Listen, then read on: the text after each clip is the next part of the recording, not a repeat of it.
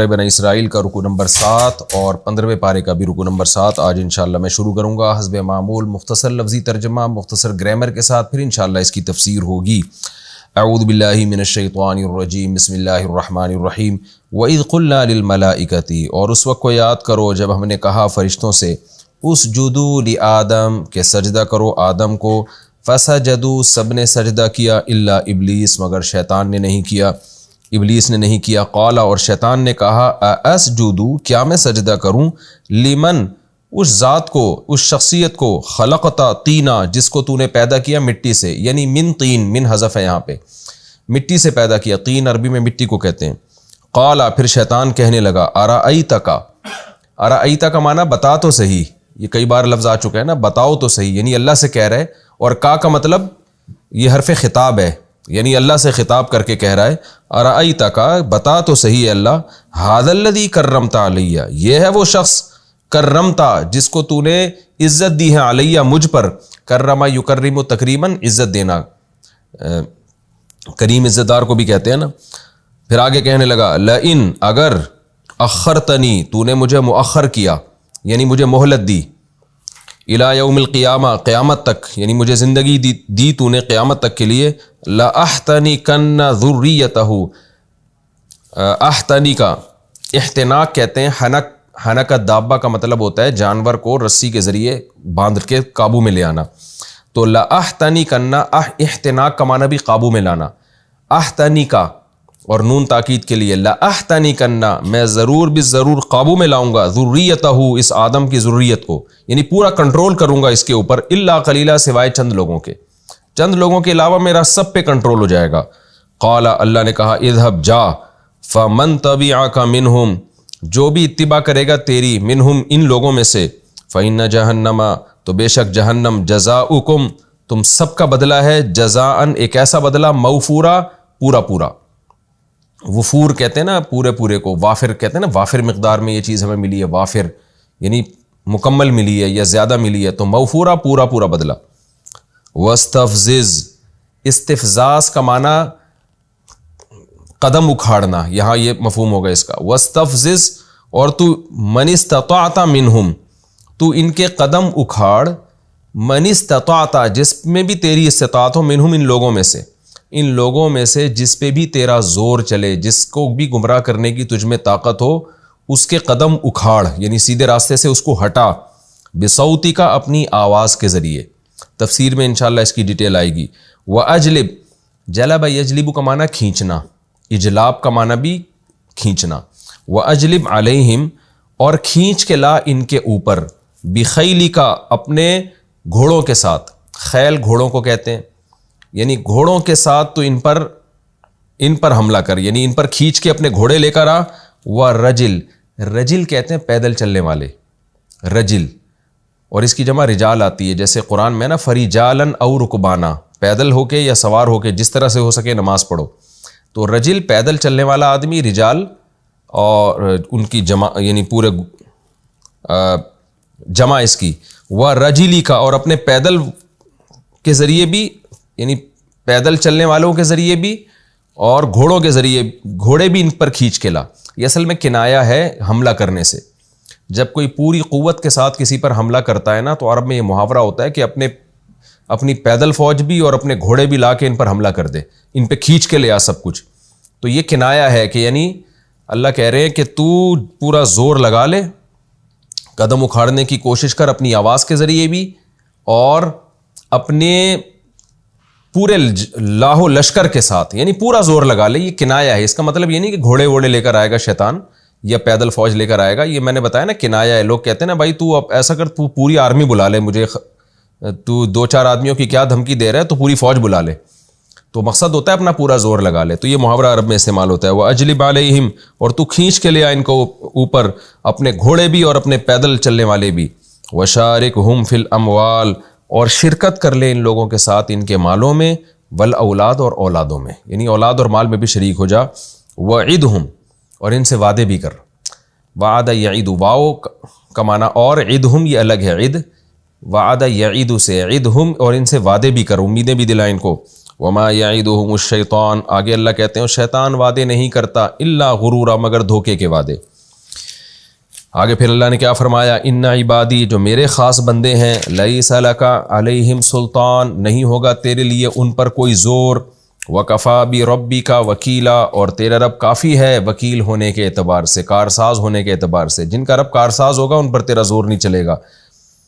ربکم الذی، اللہ پھر ہم سے خطاب کرتے ہیں بے شک تمہارا رب وہ ہے، الذی، جو یزجی لکم الفلک، ازجا یزجی کا معنی چلانا، وہ چلاتا ہے تمہارے لیے کشتیاں، فی البحر، سمندر میں، لتبتغوا من فضلہ، تاکہ تم اس کے فضل کو تلاش کرو، انہ کان بکم رحیما، بے شک ہے وہ تمہارے ساتھ رحم کرنے والا۔ وَإِذَا مَسَّكُمُ الضُّرُّ، اور جب چھوتی ہے تمہیں کوئی مصیبت، فی البحر، سمندر میں، ضَلَّ مَن تَدْعُونَ، تو گم ہو جاتے ہیں سب وہ معبود جن کو تم پکارتے ہو، اِلَّا إِيَّاهُ، سوائے اس اللہ کے، صرف تمہیں وہ یاد رہتا ہے، باقی سب غائب ہو جاتے ہیں۔ فَلَمَّا نَجَّاكُمْ إِلَى الْبَرِّ، پس جب وہ نجات دیتا ہے تمہیں خشکی کی طرف، اعرضتم، تو تم اس اللہ سے اعراض کرنے لگتے ہو، وَكَانَ الْإِنسَانُ كَفُورًا، اور انسان ہے بڑا ناشکرا۔ أَفَأَمِنْتُمْ، کیا تم بے خوف ہو گئے، تو کیا تم بے خوف ہو گئے، أَن يَخْسِفَ بِكُمْ جَانِبَ الْبَرِّ، کہ وہ تمہیں خسف کر دے، زمین میں دھسا دے، جانب البر، خشکی کی جانب میں، یعنی خشکی میں لا کے خشکی کی جانب میں تمہیں زمین میں دھسا دے، کیا اس بات سے تم بے خوف ہو گئے ہو؟ او یرسل علیکم حاصبا، یا بھیج دے تم پہ پتھروں کی بارش، حاصب کہتے ہیں کنکر، جو پتھروں کی بارش ہوتی ہے نا اس کو حاصب کہا جاتا ہے، پتھر اور کنکروں کو، کہ تم پر کنکر بھیج دے۔ ثم لا تجدوا لکم وکیلا، پھر تم نہیں پاؤ گے اپنے لیے کوئی دوست اور مددگار۔ ام امنتم، کیا تم بے خوف ہو گئے، ان یعیدکم فیہ، کہ وہ لوٹائے تمہیں فیہ، اس سمندر میں دوبارہ، تارتن اخرى، دوسری مرتبہ، فیرسل علیکم، پھر بھیج دے وہ تمہارے اوپر، قاصفا من الریح، ہوا کا ایک بہت بڑا طوفان، قاصف بہت بڑا طوفان، ریح ہوا کا ایک بہت بڑا طوفان بھیج دے، فیغرقکم، پھر وہ تمہیں غرق کر دے، بما کفرتم، اس کفر کی وجہ سے جو تم نے کیا ہے، ثم لا تجدوا لکم، پھر تم نہیں پاؤ گے ہمارے خلاف، نہیں پاؤ گے اپنے لیے، علینا، ہمارے خلاف، بھی، اس عذاب میں، تبیعہ، کوئی ہمارا پیچھا کرنے والا، تبیعہ یتبعو، پیچھا کرنے والے کو کہتے ہیں، تبیعہ اس گائے کے بچے کو بھی کہتے ہیں جو چھوٹا ہو اور اپنی ماں کے پیچھے پیچھے چلتا ہو۔ تو تم پھر علینا، ہمارے خلاف، اپنے لیے، بھی، اس عذاب کے بعد کوئی تبیعہ نہیں پاؤ گے، یعنی جو ہمارا تعاقب کر رہا ہو کہ اللہ نے ان لوگوں کو کیوں ہلاک کیا، کوئی ہمارے پیچھے لگ گیا ہو، ایسا نہیں ہوگا، یعنی اس کا آسان ترجمہ ہوگا کہ مددگار نہیں پاؤ گے، یعنی اللہ جب عذاب دے گا تو اس کے پیچھے مددگار لوگ ہی آتے ہیں نا، جب بھی کوئی عذاب آتا ہے تو اس کے پیچھے مدد کرنے والے پہنچتے ہیں، لیکن اللہ کہتے ہیں کوئی پیچھے آنے والا تم نہیں پاؤ گے۔ وَلَقَدْ كَرَّمْنَا بَنِي آدم، اور البتہ تحقیق ہم نے بنی آدم کو بہت عزت دی، وَحَمَلْنَاهُمْ فِي الْبَرِّ، اور ہم نے سوار کیا ان کو خشکی میں بھی، وَالْبَحْرِ، اور سمندر میں بھی، وَرَزَقْنَاهُمْ مِنَ الطَّيِّبَاتِ، اور ہم نے ان کو پاکیزہ چیزیں دی ہیں رزق میں، وَفَضَّلْنَاهُمْ عَلَى كَثِيرٍ، اور ہم نے فضیلت دی ہے ان کو بہت ساری مخلوق پر، ممن خلقنا، ان میں سے جن کو ہم نے پیدا کیا، تفضیلہ، بہت بڑی فضیلت۔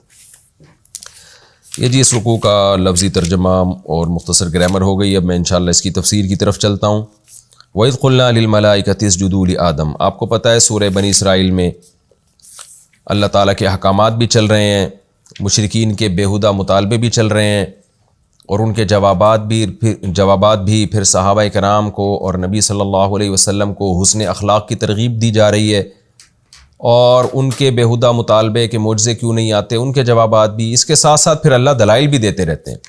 تو ان دلائل میں سے اللہ تعالیٰ نے آگے دلائل دیے، لیکن جو آدم علیہ السلام اور شیطان کا واقعہ جو بہت دفعہ بیان کیا ہے، اس واقعے کو بھی اللہ تعالیٰ نے یہاں مکرر بیان کیا، تاکہ لوگوں کو پتہ چلے کہ یہ جو مشرکین اور جو کافر اتنی ہٹ دھرمی اور ضد کا مظاہرہ کر رہا ہے، تو یہ بات بھی پہلے سے طے شدہ ہے، اس میں ان کافروں کی باتوں میں آ کے ان کو فالو کرنے کی ضرورت نہیں ہے، بلکہ یہ تو شیطان پہلے یہ کام کر چکا ہے کہ میں ان کو تیرے راستے سے روکوں گا، میں تو یہ دلائل کی قوت کی بیس پہ نہیں کافر ایمان کا انکار کر رہے. یعنی ایسا نہیں ہے کہ اسلام کے دعوے میں جان نہیں ہے، بلکہ یہ شیطانی اثرات ہیں. اور شیطان تو بہت پہلے سے انسان سے حسد کرتا ہے، اور اس نے کہا تھا کہ میں اکثریت کو جہنم کا ایندھن بناؤں گا. تو یہ اس جو واقعہ ہوا تھا نا، اس کے نتیجے میں جو شیطان کو حسد ہوا، اس حسد کا نتیجہ ہے.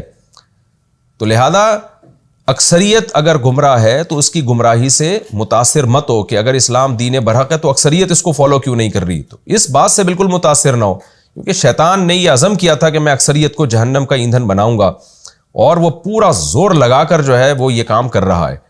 تو یہ شیطان ہے جس کو لوگ فالو کر رہے ہیں. اس لیے اللہ فرماتے ہیں وَإِذْ قُلْنَا لِلْمَلَائِكَةِ، اور اس وقت کو یاد کرو جب ہم نے فرشتوں سے کہا اسجدوا لآدم، آدم کو سجدہ کرو. فسجدوا الا ابلیس، سب نے سجدہ کیا مگر ابلیس نے سجدہ نہیں کیا. اس کا میں کئی بار اس کی تفسیر بیان کر چکا ہوں کہ یہاں ابلیس کا استثناء کیوں کیا.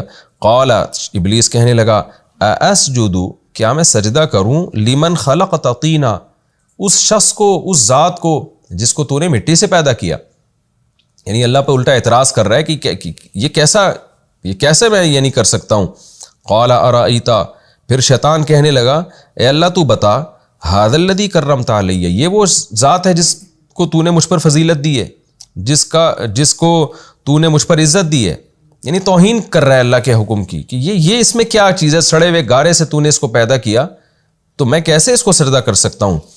اور پھر حسد کی آگ میں جل کے کہنے لگا لئن اخرتنی الی یوم القیامہ، اگر تو نے قیامت تک کے لیے مجھے مہلت دے دی، حیات اور زندگی دے دی، لأحتنکن ذریتہ الا قلیلا، چند لوگوں کے سوا میں پوری کی پوری اس کی ذریت کو اپنے کنٹرول میں لے لوں گا.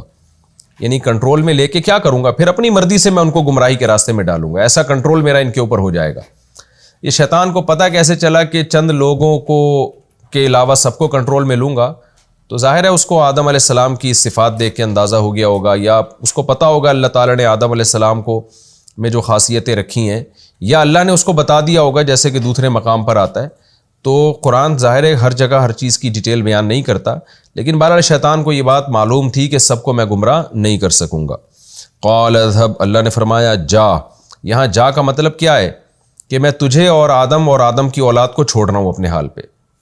یہاں جانے کا مطلب یہ نہیں ہے کہ تو کہیں سے آیا ہے تو اب وہیں جا. یہ عام محاوروں میں بھی یہ جملہ استعمال ہوتا ہے کہ جاؤ بھائی، جو کرنا ہے کرو تم.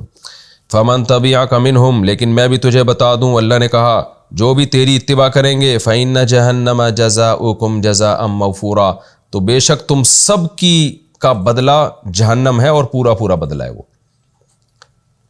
کیا مطلب؟ تیرا بھی پھر بدلہ جہنم کی آگ ہی ہے، تجھے بھی نہیں چھوڑوں گا میں، اور جو تیری باتوں میں آئیں گے ان کو بھی نہیں چھوڑوں گا میں. تو تم سب کے لیے ایک جیسی وعید ہے. وَاسْتَفْزِزْ مَنِ اسْتَطَعْتَ مِنْهُمْ بِصَوْتِكَ، اور تو اب کیا کر، پورا زور لگا دے آدم کی اولاد کو گمراہ کرنے کا. اب یہ مقابلہ ہے تیرے اور آدم کی اولاد کے درمیان، کہ جو میری مان کے چلیں گے، یعنی میرا اور گویا تیرا مقابلہ ہے. جو مجھ پہ توکل کریں گے ان کی میں مدد کروں گا، اور جو تیری مان کے چلیں گے وہ جہنم میں جائیں گے.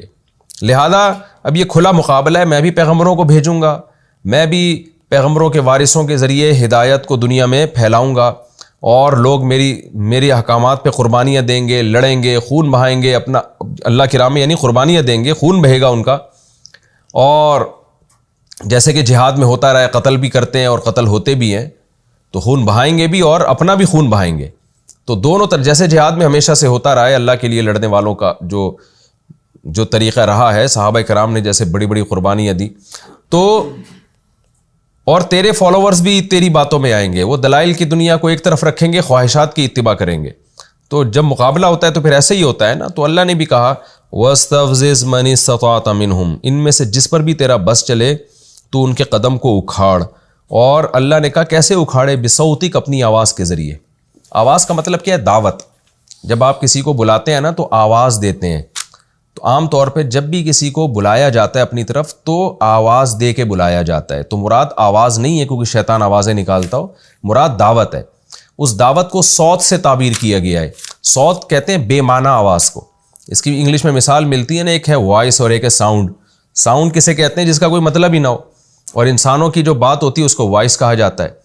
تو اللہ میاں نے اس کی آواز کو ساؤنڈ سے تعبیر کیا ہے، یعنی اس کی توہین کے لیے کہ تیری دعوت جو ہے نا وہ کوئی مزیدار نہیں ہوگی، اس کا کوئی مطلب نہیں ہوگا، لیکن بے وقوف اور احمق لوگ اس بے مطلب آواز پر لبیک کہیں گے، کیونکہ اس میں ان کو خواہشات پوری ہوتی نظر آئیں گی۔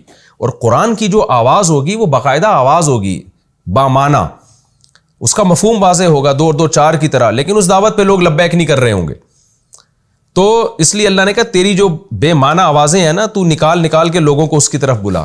اس آیت کی تفسیر میں علماء کرام نے موسیقی کو بھی شامل کی ہے کہ موسیقی کی دھنیں اور سریں جو اللہ سے لوگوں کو غافل کرتی ہیں وہ بھی اس میں داخل ہیں، کیونکہ وہ بھی ایک آواز ہے جو صرف آپ اس کے تانے بانے ملا کے اس پہ ناچنا شروع کر دیتے ہیں، انجوائے کرتے ہیں، اور اللہ اس کے رسول کو اور اس کے احکامات کو آپ بھول جاتے ہیں اور عیاشی کی طرف جانے لگتے ہیں۔ حالانکہ اللہ اس کے رسول کی دعوت میں جان ہوتی ہے، وہ دلائل پر مبنی دعوت ہوتی ہے، وہ بتا رہے ہوتے ہیں کہ اس کو تم فالو کرو گے تو یہ جزا ملے گی، اور اس کی مخالفت کرو گے تو یہ سزا ملے گی، اور اس کو اللہ تعالیٰ براہین سے اور دلائل سے ثابت کرتے ہیں۔ لیکن جو گانے اور موسیقی سننے کے عادی لوگ ہیں وہ صرف آوازوں کو دیکھ کر اس کے سروں سے متاثر ہو رہے ہوتے ہیں اور اس کے سروں کے پیچھے بھاگ کے قرآن کی دعوت کو چھوڑ دیتے ہیں۔ تو اس لیے اللہ نے فرمایا کہ تو اپنی آواز کے ذریعے جس طرح سے چاہے لوگوں کے قدم کو اکھاڑ، وَأَجْلِبْ عَلَيْهِمْ بِخَيْلِكَ وَرَجِلِكَ، اور پورا زور لگا دے، یعنی اپنے لاہو لشکر، اپنے گھڑ سوار اور پیادہ پا سپاہیوں کو کھینچ کے لیا انسانوں کے مقابلے میں۔ یہ کنایا ہے، یہ یعنی ایک محاورہ ہے کہ ہم کہتے ہیں نا اپنا لاہو لشکر لا کے تو یہ کام کر لے، اکیلا نہیں کر۔ تو اللہ نے بھی شیطان کو گویا قیامت تک کھلی مہلت دے دی کہ تو پورا زور لگا دے، جس طریقے سے گمراہ کر سکتا ہے لوگوں کے دلوں میں وسوسے ڈال کے اور دنیا کو مزین کر کے، اور کس مختلف طریقوں سے، وَشَارِكْهُمْ فِي الْأَمْوَالِ وَالْأَوْلَادِ، اور ان کے مالوں اور اولاد میں بھی شریک ہو جا۔ کیا مطلب مال میں شرکت کیا ہے؟ کہ مال جو اللہ کے قرب کا ذریعہ تھا، جس کو جتنی زیادہ نعمتیں ملیں اس کو تو چاہیے نا کہ اللہ کا اتنا شکر ادا کرے، بھائی اللہ نے مجھے مال دیا، تو مال میں بھی شرکت کر لے۔ کیا مطلب ان کا مال ان کو گمراہ کرنے کا ذریعہ بنا دے، اور اولاد میں بھی شرکت کر۔ اولاد ملنے سے ہونا تو یہ چاہیے تھا کہ اللہ کی نعمت ہے تو ہم اور اللہ کا شکر ادا کریں، لیکن اولاد میں بھی تو اپنا حصہ ڈال دے۔ کیا مطلب یہ اولاد بھی گمراہ کرنے کا ذریعہ بن جائے۔ کتنے لوگ اپنی اولاد کی وجہ سے سیدھے راستے سے ہٹ جاتے ہیں۔ وَعِدْهُمْ، اور ان سے وعدے بھی کر۔ کیا مطلب؟ برائی کے راستے پہ ڈال کے نا لمبی لمبی امیدیں دلا ان کو، وعدے کر کہ تم یہ گناہ کرو گے تو یہ فائدہ ہوگا، اس سے ڈپریشن ختم ہوگی۔ آپ دیکھ لیں ہر گناہ کے پیچھے یہی ہوتا ہے کہ انسان اس کو غلط قسم کے تانے بانے ملا کے نا اس گناہ میں پڑ رہا ہوتا ہے۔ اور نشہ کرنے والے وہ سمجھتے ہیں اس سے ہماری اسٹریس ختم ہو جائے گی، زنا کرنے والے سمجھتے ہیں کہ ہم ایک ڈپریشن ختم ہو جائے گی، اور عیاشی ہم کریں گے تو پھر یہ ہوگا وغیرہ وغیرہ۔ اب اس کی میں ڈیٹیل میں نہیں جاتا۔ تو اللہ نے فرمایا ان سے وعدے بھی کر تو، یعنی اللہ گویا اس کو، یہ تحدید کہلاتا ہے یہ عمل۔ اس کا مطلب یہ نہیں کہ اللہ اس کو پرمیشن دے رہے ہیں، بلکہ اس کا مطلب یہ ہے کہ اللہ اس کو کہہ رہے ہیں کہ تو نے جو اجازت مانگی ہے نا کہ میں ان کو گمراہ کرتا ہوں، تو ہر طریقہ استعمال کر لے، باقی اس پہ شیطان کو سزا ملے گی کہ تو نے ان طریقوں کو استعمال کیوں کیا۔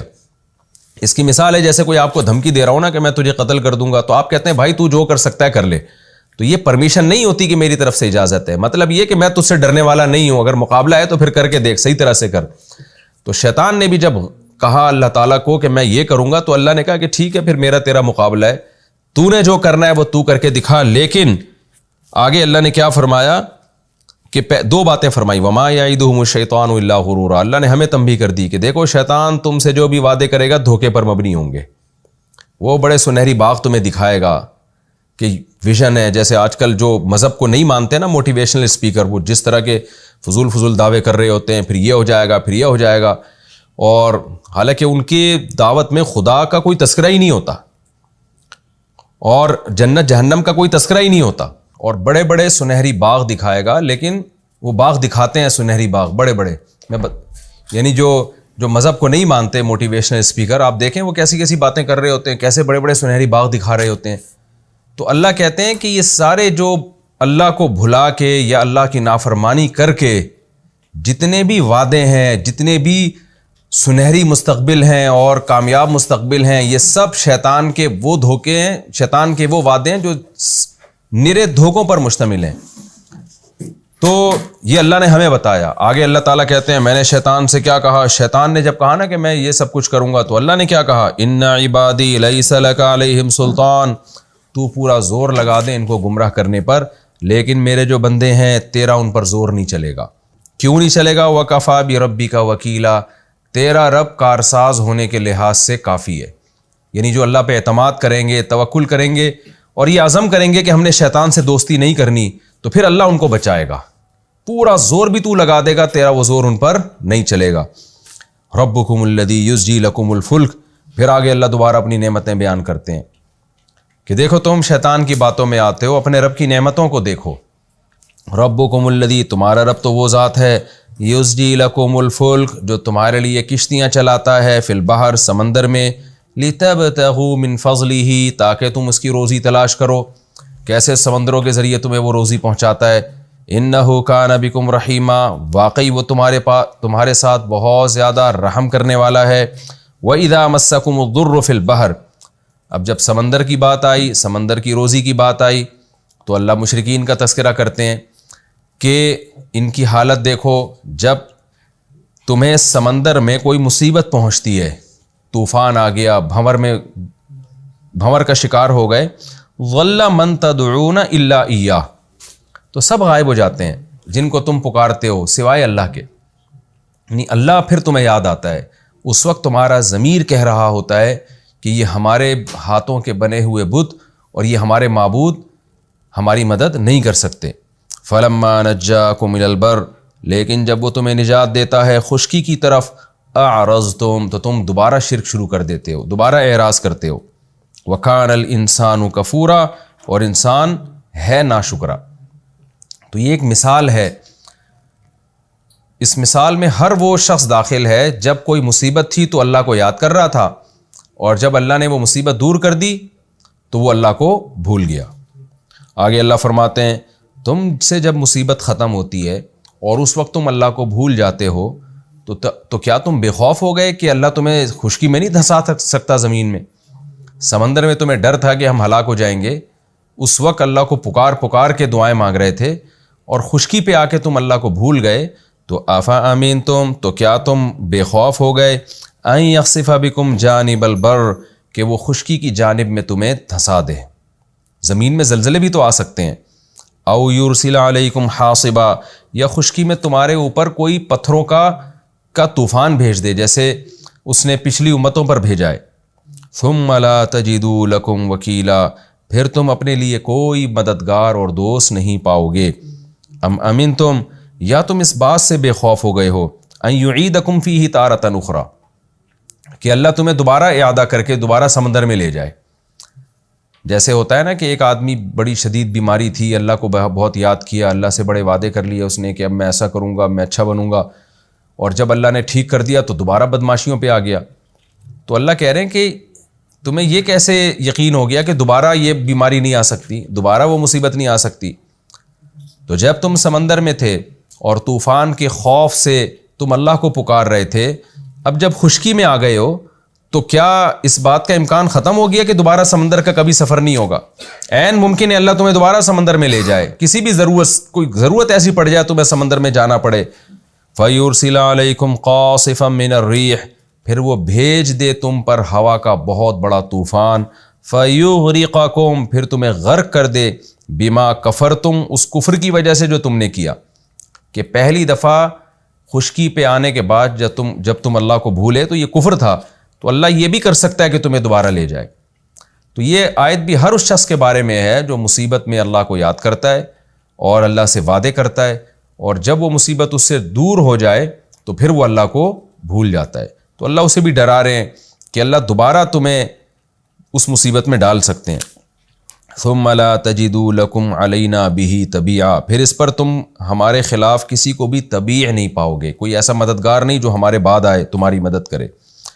اب چونکہ اس میں اللہ نے خشکی کے اور سمندر کے سفر کا تذکرہ کیا کہ ہم تمہیں سمندروں کا بھی سفر کراتے ہیں، خشکی میں بھی تم سوار ہوتے ہو، تو آگے اللہ انسان کی اس نعمت کا تذکرہ کر رہے ہیں کہ وَلَقَدْ كَرَّمْنَا بَنِي آدم، کہ تحقیق ہم نے بنی آدم کو بہت عزت دی. کیسے عزت دی ہے؟ وَحَمَلْنَاهُمْ فِي الْبَرِّ وَالْبَحْرِ، کہ ہم نے ان کو خشکی میں بھی سوار کیا اور سمندروں میں بھی سوار کیا، یعنی خشکی کو بھی ان کے تابع بنا دیا اور سمندروں کو بھی. اب دیکھیں جو لوگ خدا کو نہیں مانتے نا، وہ بس ترقی کی رٹ لگاتے ہیں. یہ نہیں دیکھتے کہ جن وسائل کو استعمال کر کے ترقی کی جا رہی ہے، یہ سارے وسائل خدا نے انسانوں کے تابع کیے ہیں. آپ دنیا میں سفر کر رہے ہیں، آپ کہیں بھی سفر کر رہے ہیں، تو یہ تو انسان کو اللہ نے قابل بنایا ہے. جس مخلوق کو قابل نہیں بنایا وہ 1000 سال پہلے جہاں کھڑی ہوئی تھی آج بھی وہیں ہے. وہ شیر، چیتے، لومڑی، بلی، کتے، یہ ساری مخلوق ایسی ہے، یہ بھی اسی زمین میں رہتے ہیں، لیکن ان کے لیے اللہ نے خشکی اور سمندر کو مسخر نہیں کیا. تو اللہ کہتے ہیں ہم نے انسان کو عزت دی ہے کہ خشکی کا سوار بھی بنایا اور سمندر کا سوار بھی بنایا، یعنی پوری دنیا کو اس کے لیے مسخر کیا ہے. وَرَزَقْنَاهُم مِّنَ الطَّيِّبَاتِ، اور رزق میں ہم نے ان کو پاکیزہ چیزیں عطا کیے. یہاں بھی رزق کا ترجمہ کھانا پینا نہیں ہے بلکہ زندگی گزارنے کے تمام ضروری لوازمات. اس لیے مفسرین اس کا ترجمہ کرتے ہیں کہ انسان کی جو زندگی گزارنے کے لوازمات ہیں وہ بھی بڑے عالی شان ہیں. یعنی انسان کو جتنی نعمتیں دی ہیں تمام نعمتیں اس میں داخل ہیں. حسن و جمال بھی رزق کا حصہ ہے، رزق میں داخل ہے، لہذا حسن و جمال میں انسان کو سب سے اعلیٰ مقام دیا. اور اللہ نے آپ کو جو سوچنے سمجھنے کی صلاحیت دی یہ بھی اللہ کی طرف سے ایک رزق ہے. اس میں بھی اللہ نے آپ کو جانوروں پہ فضیلت دی، جیسا انسان سوچتا ہے ویسے جانور نہیں سوچ سکتے. پھر جو کھانے پینے کی چیزیں اللہ نے دی ہیں، جتنی نفیس اور بہترین اور شاندار خوراک انسان کی اور جتنی لذیذ اتنی جانوروں کی نہیں ہے. کسی جانور کو اللہ نے ایسا پروٹوکول نہیں دیا. اسی طرح جو لذتیں انسان کے لیے رکھی ہیں، جسمانی لذتیں، وہ لذتیں بھی انسانوں کے لیے جانوروں کی نسبت بہت اعلیٰ نوعیت کی لذتیں ہیں. تو یہ تمام چیزیں اس میں داخل ہیں. اللہ فرماتے ہیں کہ وَرَزَقْنَاهُم مِّنَ الطَّيِّبَاتِ، ہم نے انسان کو پاکیزہ چیزیں بطور رزق دی ہیں. وَفَضَّلْنَاهُمْ عَلَىٰ كَثِيرٍ، اور ممن خلقنا، وہ مخلوق جو ہم نے پیدا کی ہے ان میں سے بہت سوں پر ہم نے انسان کو فضیلت دی ہے، تفضیلا، بہت زیادہ فضیلت. تو یہ سب کام ہم نے کیے ہیں. ملحد کہتا ہے یہ سارے آٹومیٹیکلی خود بخود ہوئے ہیں. اللہ کہتے ہیں یہ تو ہم نے انسان کو فضیلت دی ہے. تو پھر انسان کو بھی چاہیے کہ وہ ہمارا شکر ادا کرے، ہماری عبادت بھی کرے، ہماری اطاعت بھی کرے، ہمارے احکام کو فالو بھی کرے اور ہمارے ساتھ کسی اور کو اس میں شریک نہ کرے. یہ ہمارا رکوع نمبر 7 اور 7 یہ الحمدللہ مکمل ہو گیا. اس رکوع میں بھی اللہ نے آدم علیہ السلام کا واقعہ بیان کیا اور بتایا کہ جو بدبخت لوگ ہیں شیطان ان پر مسلط ہے، غلط دلائل دیتا ہے ان کو اور جھوٹے وعدے کر کے لمبی امیدیں دلاتا ہے. اس کے بعد شیطان کی باتوں میں آ کے وہ بھی جہنم کا ایندھن بنیں گے. آپ دیکھ لینا، انسان اپنے حال کو سوچ کے یہ سمجھتا ہے کہ میں ہمیشہ ایسا رہوں گا، یہ بہت بڑا دھوکہ ہے. حال کو دیکھ کے کبھی بھی مستقبل کے بارے میں دھوکے میں نہیں آنا چاہیے. آگے ہم چلتے ہیں رکوع نمبر 9 سورہ بنی اسرائیل کا اور 15ویں پارے کا بھی رکوع نمبر 9. مختصر لفظی ترجمہ، مختصر گرامر، پھر انشاءاللہ اس کی تفسیر. بسم اللہ الرحمن الرحیم. یوم ندعو کل اناس بامامہم، جس دن ہم پکاریں گے ہر انسان کو، بامامہم، اس کے امام کے ساتھ. امام سے مراد ہے اعمال نامہ. اعمال نامے کو امام اس لیے کہا گیا کہ انسان اپنے امام کے تابع ہوتا ہے، مقتدا کے، رہبر کے. تو قیامت کے دن بھی اعمال نامے کے تابع ہوگا، یعنی جیسا اعمال نامہ ہوگا اس کے ساتھ سلوک بھی ویسے ہی ہوگا، اس لیے اس کو امام سے تعبیر کیا گیا. فمن اوتی کتابہ، پس جو وہ شخص کہ اس کا اعمال نامہ، اس کا کتاب اس کو دے دی گئی، بیمینہ، اس کے دائیں ہاتھ میں، فاولئک یقرؤون کتابہم، تو یہ وہ لوگ ہوں گے جو اپنی کتاب کو پڑھیں گے، یعنی خوشی خوشی پڑھیں گے. ولا یظلمون فتیلا، اور ان پر ذرہ برابر بھی ظلم نہیں کیا جائے گا. فتیل کے بارے میں اہل لغت 2 باتیں لکھتے ہیں. ایک تو ہاتھوں کے میل کو فتیل کہا جاتا ہے کیونکہ وہ بہت تھوڑا ہوتا ہے، آپ رگڑتے ہیں تو کافی دیر رگڑتے ہیں تو تھوڑا سا میل نکلتا ہے، یا 2 انگلیوں کے درمیان جو میل ہوتا ہے. اور بعض حضرات نے کہا کہ فتیل جو ہے کھجور کی گھٹلی کے بیچ میں جو دھاگا ہوتا ہے نا ہلکا سا، وہ تو عرب میں یہ چیز کسی چیز کی قلت کو بیان کرنے کے لیے بتائی جاتی تھی کہ بہت کوئی تھوڑی سی چیز ہو نا، جیسے ہم کہتے ہیں ذرہ برابر بھی ظلم نہیں ہوگا. اب ذرہ کسے کہتے ہیں؟ بہت معمولی سے ٹکڑے کو، تو مطلب ذرا بھی ان پر ظلم نہیں ہوگا. ومن کان فی ہذہ اعمی، اور وہ شخص جو اس دنیا میں، ہذہ سے مراد ہذہ الحیات دنیا، جو اس دنیا میں اعمی، اندھا تھا، فہو فی الآخرۃ اعمی، وہ آخرت میں بھی اندھا ہوگا. واضل سبیلا، اور بڑا گمراہ ہوگا راستے کے اعتبار سے. وَإِن کادو، یہ انا کے معنی میں ہے، کیونکہ ان کے بعد جب لام آتا ہو نا، لام، تو یہ انا کے معنی میں ہوتا ہے، کیونکہ کادو کے بعد لام آ رہا ہے لیفتینونک، وَإِن کادو، اور ضرور قریب ہے یہ بات، کادا یکادو یہ لفظ بھی کئی دفعہ آ چکا ہے قرآن میں، آتا ہے نا تکادو تمیز من الغیظ، قریب ہے کہ جہنم غضب سے پھٹ پڑے، تو کادا یکادو کوید یکودو تھا اصل میں۔ تو اللہ فرماتے ہیں کہ وَإِن کادو، یقیناً قریب ہے یہ بات، لیفتینونک، کہ یہ آپ کو فتنے میں ڈال دیں، آزمائش میں ڈال دیں، عن الذی، اس وحی سے، اوحینا الیک، جو ہم آپ کی طرف کر رہے ہیں، یعنی یہ اتنا زور لگا رہے ہیں کہ ان کے عمل کو دیکھ کے ایسا لگتا ہے کہ قریب ہے کہ یہ آپ کو فتنے میں ڈال دیں اور اس قرآن سے ہٹا دیں جو آپ پر نازل ہو رہا ہے، ان کے عمل کو دیکھ کے ایسا لگتا ہے۔ لتفتری علینا غیرہ، تاکہ پھر آپ ہمارے اوپر گڑھیں وہ بات جو غیرہ، جو اس وحی کے علاوہ ہے، یعنی اس وحی کو چینج کر دیں آپ، یعنی قریب ہے یہ بات، ان کے عمل کو دیکھ کے لگتا ہے کہ یہ بات قریب ہے، اتنا زور لگا رہے ہیں کہ دیکھنے والا یہ سمجھے گا کہ ایسا ہو جائے گا کہ محمد صلی اللہ علیہ وسلم اس وحی کو تبدیل کر دیں گے جو آپ کے اوپر نازل ہو رہی ہے، گویا اللہ پر ایسی بات گھڑ دیں گے جو اللہ نے نہیں کہی ہے، یعنی ان کے عمل کو دیکھ کے ایسا لگتا ہے۔ آگے اللہ فرماتے ہیں وَإِذًا، اور اگر ایسا ہو گیا، لَاتَّخَذُونَكَ، اصل میں تھا لَإِتَّخَذُونَ، اتخذ یتخذ اتخاذاً ٹھہرانا بنانا، اور الف سائلنٹ ہو گیا، لَاتَّخَذُوكَ خلیلا، ایسی صورت میں یہ بنا لیں گے آپ کو اپنا گہرا دوست، خلیل کہتے ہیں جگری اور گہرے دوست کو۔ وَلَوْلَا أَن ثَبَّتْنَاكَ، وَلَوْلَا، اگر یہ بات نہ ہوتی، کیا بات نہ ہوتی، ان، یہ بات کہ ثَبَّتْنَاكَ، ہم آپ کو ثابت قدم رکھتے، ثبت یثبت تثبیتاً، ثابت قدم رکھنا، اگر یہ بات نہ ہوتی کہ ہم آپ کو ثابت قدم رکھتے، یعنی ہم آپ کو دین پر چلنے کی مضبوطی سے توفیق دیتے، تو کیا ہوتا، لقد کتا، قریب تھی یہ بات، یعنی قریب تھے آپ، وہی کادا یکادو، کتا اصل میں کویدتا، ضرب سمعتا کی طرح، تو قریب تھا کہ آپ ترکنو الیہم، رکینا یرکنو، رکونن کا معنی مائل ہونا، آپ مائل ہو جاتے ان کی طرف، شیئن قلیلا، تھوڑا سا، یعنی اللہ نے بھی آپ کو مضبوطی سے قائم رکھا ہوا ہے، ورنہ ان کا زور اور ان کی سازشیں ایسی ہیں کہ اگر اللہ کی توفیق نہ ہوتی تو قریب تھی یہ بات کہ آپ بھی ان کی طرف مائل ہو جاتے۔ اذا لأذقناک، اذن، وہی لفظ اذن کا معنی اگر ایسا ہوتا، اگر ایسا ہو جاتا آپ ان کی طرف مائل ہو جاتے، لأذقناک، لام تاکید کے لیے، اذاق یذیق، اذقناک اصل میں اذوقنا، اکرمنا کی طرح، تو ہم آپ کو چکھاتے ضعف الحیات، دنیا کا بھی دگنا یعنی عذاب، وضعف الممات، اور موت کا بھی دگنا، یعنی زندگی میں بھی دگنا عذاب اور آخرت میں بھی دگنا عذاب دیتے۔ ثم لا تجد لك علینا نصیرا، پھر اے محمد صلی اللہ علیہ وسلم آپ نہیں پاتے اپنے لیے ہمارے خلاف کوئی مددگار، کوئی اس عذاب سے آپ کو بچا بھی نہیں سکتا پھر۔ وَإِن كَادُوا، اور قریب ہے یہ بات، لَيَسْتَفِزُّونَكَ، استفزاز ابھی گزر چکا نا پچھلے رکوع میں کہ قدم اکھاڑ دینا، لَيَسْتَفِزُّونَكَ، لام تاکید کے لیے، یستفزون، یستفززون تھا یستخرجون کی طرح، کہ یہ آپ کے قدم اکھاڑ دیں، من الارض، اس زمین سے، یعنی مکہ سے آپ کو نکال دیں، لیخرجوک منہا، تاکہ یہ آپ کو مکہ سے نکال دیں، یعنی قریب ہے یہ بات کہ یہ آپ کے قدم اس زمین سے اکھاڑ دیں، یعنی اتنا ٹارچر کریں کہ آپ یہاں سے چلے جائیں، تاکہ یہ آپ کو یہاں سے نکال دیں۔ وَإِذَا لَا يَلْبَسُونَ، اور اگر ایسا ہوا، اذ کان کذا، اگر ایسا ہوا، لا يَلْبَسُونَ، تو یہ بھی ٹھہر نہیں پائیں گے، خلفک، آپ کے پیچھے، الا قلیلا، مگر تھوڑا ٹائم، پھر اللہ بھی ان کو مکہ سے نکال دے گا۔